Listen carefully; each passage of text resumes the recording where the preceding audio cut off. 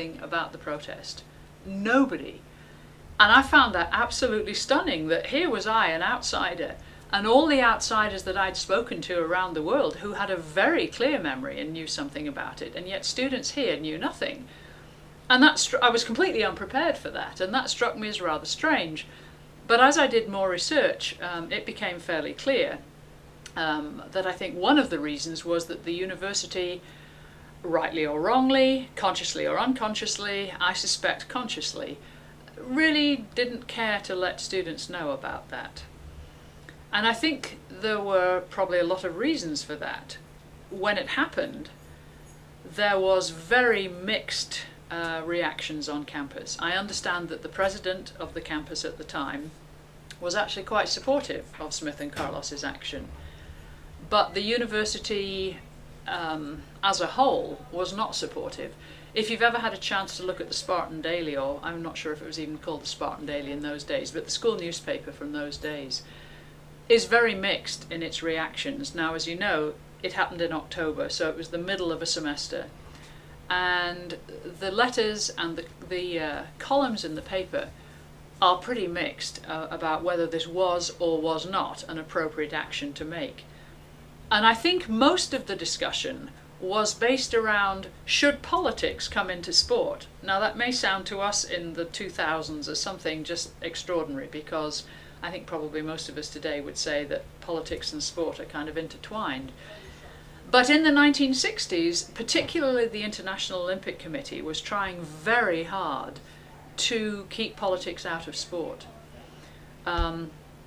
I didn't ever meet the man, but what I've read indicates to me that the president of the International Olympic Committee, who was in those days Avery Brundage, who was an American, was quite likely a racist.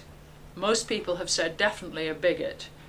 And he wanted to make sure that the Olympics was kept, shall we say, part of the establishment. And he felt, as part of the establishment, that politics and sport should be completely separate.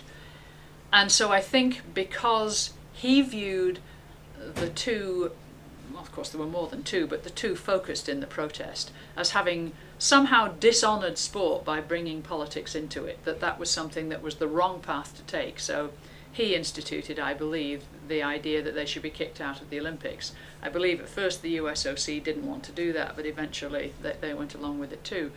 So to get back to your original question, I think it was believed, and I think perhaps still is believed by some people, that it's almost a blot on the character or the history of San Jose State.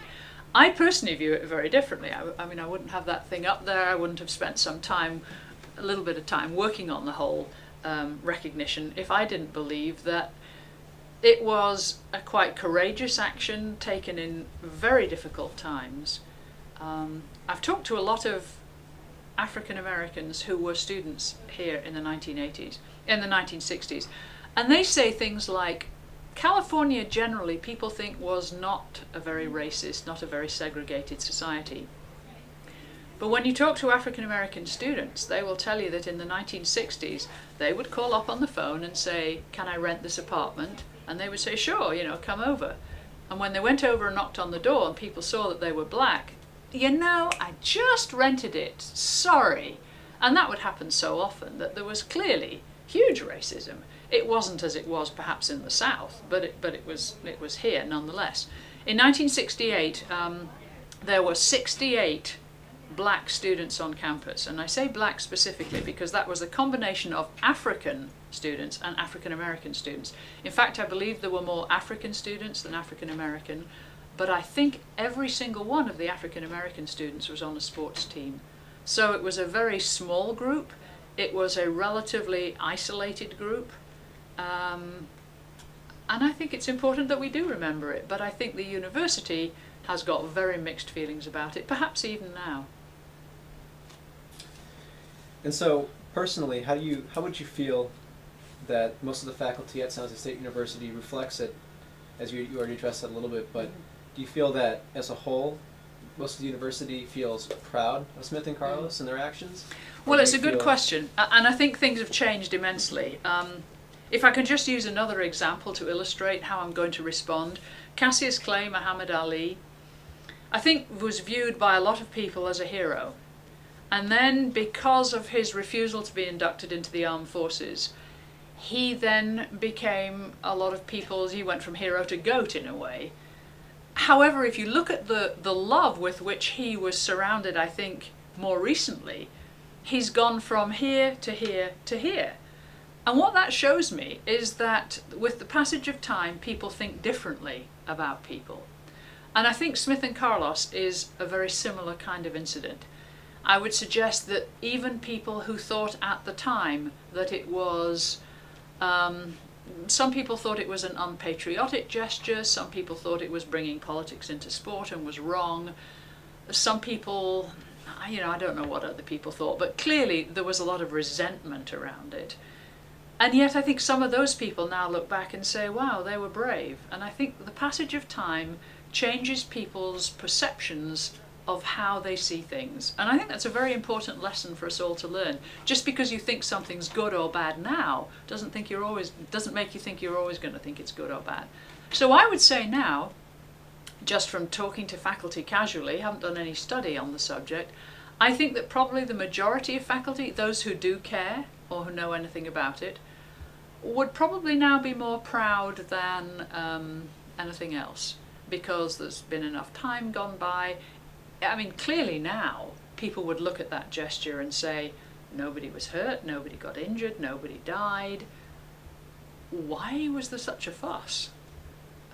But of course, in the context of the time, it was seen as a fairly strange thing to do.